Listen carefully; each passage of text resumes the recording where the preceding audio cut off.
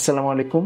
আমি doctor Mohammad Abu Nasir Siddique, Chittagong medical college হাসপাতালে medicine বিভাগে সহযোগী অধ্যাপক হিসেবে কর্মরত আছি।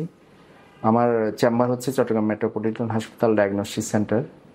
আজকে আমি তাপমাত্রাজনিত বিভিন্ন রোগ নিয়ে কথা বলবো। তাপমাত্রাজনিত কারণে বিভিন্ন সমস্যা হতে পারে, যেমন হিট এক্সজশন হতে পারে, hit hit syncope, heat stroke, এগুলো হতে পারে। এই জন্য আমরা গরমের দিনে বাইরে বের হলে আমাদের বেশি পরিমাণে পানি খেতে হবে, আমাদের খেয়াল রাখতে হবে শরীরে যাতে পানি শূন্যতা না হয়। হিটের তাপমাত্রার উচ্চ তাপমাত্রার প্রভাবে প্রথমে আমাদের ইনিশিয়ালি যেটা হতে পারে সেটা হচ্ছে যে হিট এক্সজশন, মানে শরীরে প্রচণ্ড ঘাম হবে, শরীর ক্লান্তি অনুভব হবে। সেক্ষেত্রে আমরা বাইরে বেরোয়ার সময় পারলে একটা ছাতা ব্যবহার করব, অথবা মাথায় কোনো টুপি, যারা কর্মজীবী মানুষ আছেন মাথায় কোনো টুপি ব্যবহার করবেন, অথবা একটা গামছা দিয়ে কিছুক্ষণ পরপর শরীরের ঘাম মুছে ফেলবেন।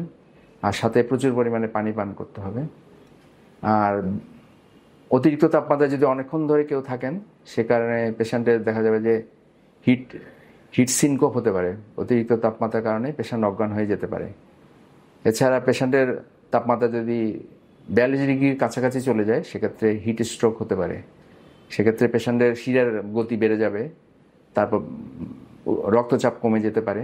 সেক্ষেত্রে পেশেন্টকে ইমিডিয়েট হাসপাতালে ভর্তি করে আমাদের ঠান্ডা পানি আইস ব্যাগ দিয়ে পেশেন্টের বগলে এবং রানের কুচিতে তাপমাত্রা ঠান্ডা করার ব্যবস্থা করতে হবে।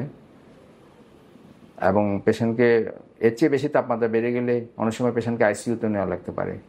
তাই আমরা গরমের দিনে বাইরে বের হওয়ার সময় সবসময় সচেতন থাকবো, যাতে অনেকক্ষণ ধরে গরম আবহাওয়ায় আমরা না থাকি।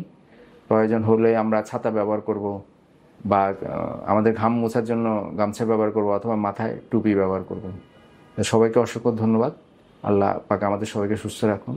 আসসালামু আলাইকুম।